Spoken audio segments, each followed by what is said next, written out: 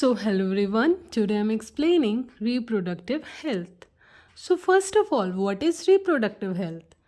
It means total well being in all aspects of reproduction, including physical, emotional, behavioral, and social well being. अब जब male and female intercourse करते हैं, ज़रूरी नहीं वो हर time female conceive करना चाहे बेबी को.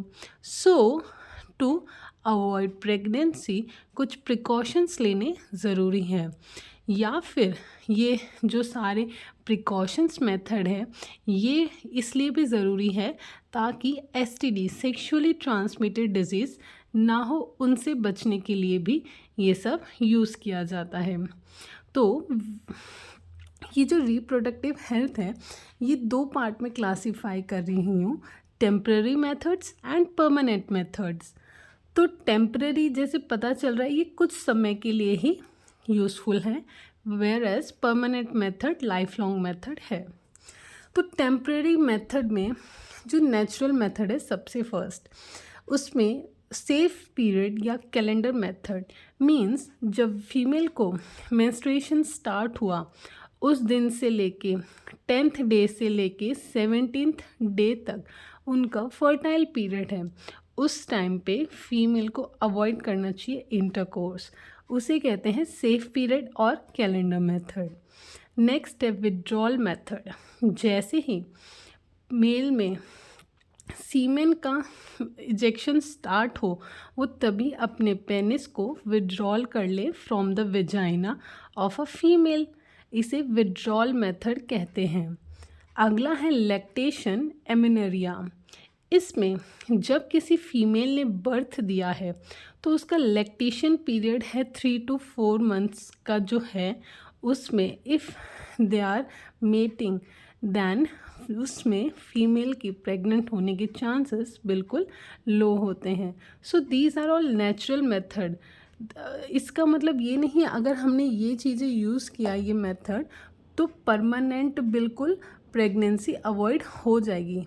ठीक है, कुछ चांसेस है कि प्रेग्नेंट फिर भी हो सकती हैं. अगला मेथड है बैरियर मेथड, जिसमें आता है फिज़िकल मेथड, जिसमें हम लोग यूज़ करते हैं कॉन्डम्स. मेल एंड फीमेल ये निरोध है जो मोस्ट पॉपुलर है, वहीं फीमेल के लिए एग्जाम्पल है फेमिडोम. सो ये use of condom is the only method to prevent sexually transmitted disease. अब ये एसटीडी क्या है, कैसे होती है? तो ये वायरस से भी हो सकती हैं, बैक्टीरिया से भी हो सकती है. तो वायरस से जो होने वाली एसटीडी है उसका नाम है एड्स, जो कि HIV वायरस से होती है. और एक और है वॉट्स, हेपेटाइटिस बी.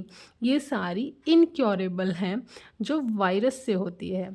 वहीं बैक्टीरिया से होने वाली एसटीडी का नाम है गोनोरिया एंड सिफिलिस. अब ये फैलती कैसे हैं? सिर्फ 4 तरीके हैं एसटीडी के फैलने के.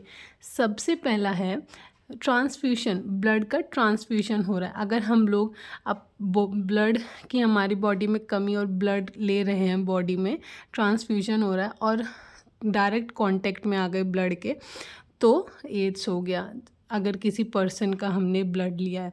या फिर सिरिंजेस से हो सकता है, या फिर इंटरकोर्स के टाइम पे हो सकता है.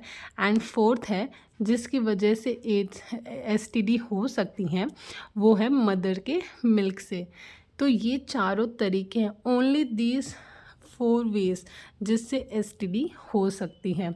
और उससे बचने के लिए ओनली जो प्रिकॉशन है वो है कॉन्डम्स. अगला है डायफ्रागम एंड सर्विकल कैप्स. ये फीमेल के सर्विकल रीजन के पास लगाया जाता है जिससे स्पर्म की एंट्री ना हो अंदर. फीमेल के वजाइना स्पॉन्ज, वजाइना रीजन में एक स्पॉन्ज होता है, स्पॉन्ज जैसी चीज़ है. अ sponge soaked with spermicide placed in vagina. तो स्पर्मिसाइड मीन जो स्पर्म को किल करते हैं. ये स्पर्मिसाइड्स को जेली भी हो सकती हैं, क्रीम भी हो सकती हैं. नेक्स्ट वन इज़ हार्मोनल और केमिकल मेथड. पिल्स लेना, अगर इंटरकोर्स किया और लगता है चांसेस है प्रेगनेंसी के, तब ली जाती हैं पिल्स। तो ओरल पिल्स के एग्जाम्पल है माला डी, माला एन। वहीं इंडिया में जो बनाई गई लखनऊ के इंस्टीट्यूट में, उसका नेम है सहेली। अब ये क्या है, ज़्यादा स्टेरॉयडल है, इनमें ज़्यादा केमिकल वगैरह है। ये कंटिन्यूस 21 डेज़ तक लेनी होती है, उसके बाद 7 डेज़ का गैप लेना होता है। वहीं जो सहेली पिल है वो नॉन स्टेरॉयडल है और वंस इन अ वीक लेनी होती है। अब ये क्या करती हैं पिल्स, इनमें एस्ट्रोजन एंड प्रोजेस्टेरोन होता है। ये थिकन करती हैं सर्विकल म्यूकस को टू ब्लॉक स्पर्म। अगला है इंजेक्टेबल कॉन्ट्रासेप्टिव, इंजेक्शंस के फॉर्म में लेना। ये भी क्या करती है, thicken the cervical mucus and thinning the uterine lining. Uterine की लाइनिंग को थिन कर देती है और सर्विक्स रीजन के वहाँ जो म्यूकस है उसको थिक कर देती है। अगला है इम्प्लांट्स। अब ये इम्प्लांट्स क्या है, फीमेल के स्किन के अंडर एक चिप जैसी चीज़ लगाई जाती है जिसके अंदर सिलिकॉन रॉड जैसे स्ट्रक्चर प्रेजेंट है। ये 3 to 5 ईयर्स तक रहेगी स्किन में, हॉर्मोन्स के अंदर चेंज लाती है इम्प्लांट्स। अगला है emergency contraceptive pill, I pill and unwanted 72। इसकी ऐड हमने टीवी में भी देखी है कि विदिन 72 आवर्स ऑफ इंटरकोर्स ये पिल लेनी चाहिए, उससे प्रेगनेंसी नहीं होती, टू अवॉइड प्रेगनेंसी। तो ये नेक्स्ट है इसमें हमारा इंट्रा यूटेरिन डिवाइसेस, जो यूटेरिन की जगह प्लेस किए जाते हैं। कॉपर टी एक टी शेप का हमारा एलिमेंट है जो कि यूटेरस में प्लेस किया गया है। अब ये कॉपर टी क्या है, कॉपर के आयंस को रिलीज़ करता है और स्पर्म को ब्लॉक करता है। ये जो इंट्रा यूटेरिन डिवाइस है कॉपर टी, ये दो हैं, एक 375A एंड एक 380A। ये इनके साइजेस में डिफरेंस है कॉपर टी के।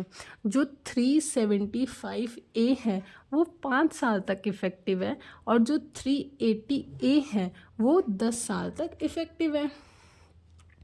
ठीक है, अब लास्ट है इसमें हमारा जो परमानेंट मेथड, मतलब ज़िंदगी भर के लिए।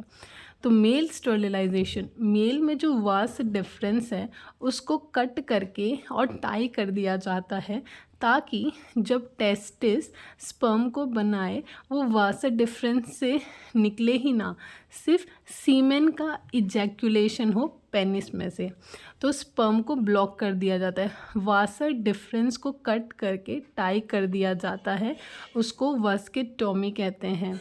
फीमेल स्टरलाइजेशन में जो फैलोपियन ट्यूब है जिसे ओविडक्ट भी कहते हैं, उसको कट करके टाई किया जाता है। अब फीमेल में जो ओवम है या एग है वो फैलोपियन ट्यूब से होते हुए ही यूटेरस में जाता है। अब वो एग या ओवम अगर फैलोपियन ट्यूब से बाहर ही नहीं आएगा तो चांसेस ऑफ कंसीविंग होंगे ही नहीं, तो उसको कहते हैं ट्यूबिकोटॉमी। सो ये सारे मेथड हैं कि कैसे प्रेगनेंसी को अवॉइड करें एंड सेक्सुअली ट्रांसमिटेड डिजीज़ को अवॉइड करें। सो ये वीडियो अब रिसेंट की है, तो एक केस बताना चाह रही हूँ। कर्नाटका में recently 7,000 plus student reported HIV positive. So उनके लिए ये बात है, ये तो सिर्फ वो हैं जिनको टेस्ट किया गया।